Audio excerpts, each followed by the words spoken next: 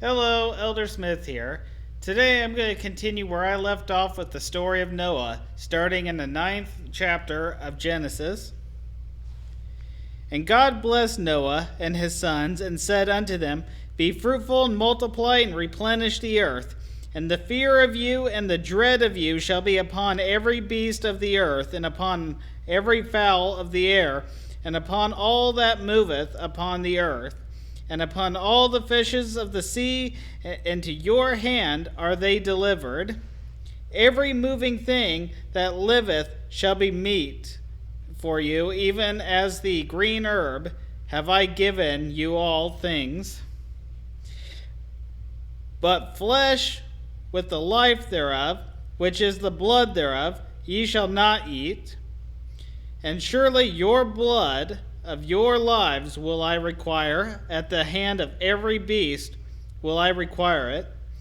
And at the hand of man, and at the hand of man, and at the hand of every man's brother will I require the life of man. Whoso sheddeth man's blood, by man shall his blood be shed. For in the image of God made he man.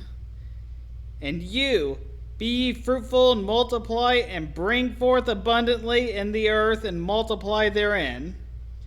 And God spake unto Noah and to his sons with him, saying, And I, behold, I establish my covenant with you, and with your seed after you, and with every living creature that is with you, of the fowl of the cattle, and of every beast of the earth with you, from all that go out of the ark, to every beast of the earth. And I will establish my covenant with you. Neither shall all flesh be cut off any more by the waters of a flood, neither shall there any more be a flood to destroy the earth. And I'd like to stop because right here, just long enough to touch on a subject in the last video, and that is how I was talking about, because God said that neither, for as long as the world remaineth, that seed time and harvest, cold and hot, and summer and winter shall not cease.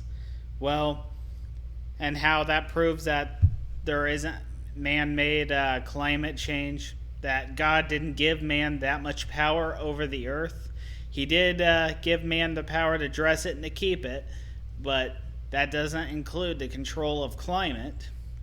And this also backs it up, because he said, neither shall there be a flood to destroy the world anymore. Well, people who believe in man-made global warming believe that the ice caps will melt and the world will eventually be flooded.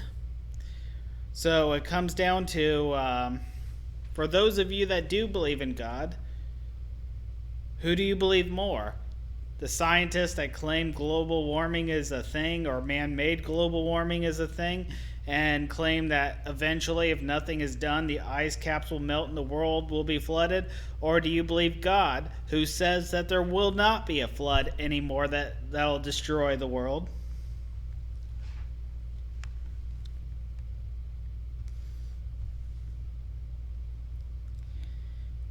And God said, This is the token of the covenant which I make between me and you and every living creature that is with you for perpetual generations. I do set my bow in the cloud, and it shall be a token of a covenant between me and the earth. And it shall come to pass, when I bring a cloud over the earth, that the bow shall be seen in the cloud, and I will remember my covenant, which is between me and you and every living creature of all flesh, and the waters shall no more become a flood to destroy all flesh. And the bow shall be in the cloud, and I will look upon it, that I may remember the everlasting covenant between God and every living creature of all flesh that is upon the earth. And God said unto Noah, This is the token of the covenant which I have established between me and all flesh that is upon the earth. And the sons of Noah that went forth of the ark were Shem and Ham and Japheth. And Ham is the father of Canaan. These are the three sons of Noah, and of them was the whole earth overspread. And Noah began to be a husbandman, and he planted a vineyard, and he drank of the wine and was drunken, and he was uncovered within his tent. And Ham, the father of Canaan, saw the nakedness of his father, and told his two brethren without. And Shem and Japheth took a garment, and laid it upon both their shoulders, and went backward, and covered the nakedness of their father. And their faces were backward, and they saw not their father's nakedness.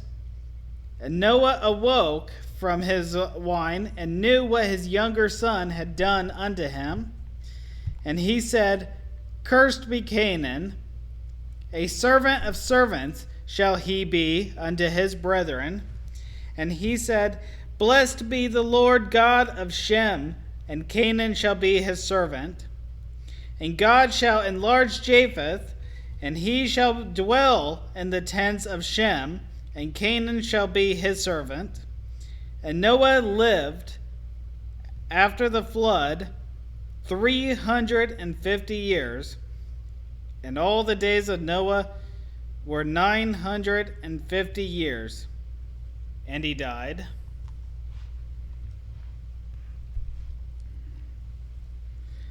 So this here begins with the promise, then it ends with the curse that is placed on Canaan because of what Ham did.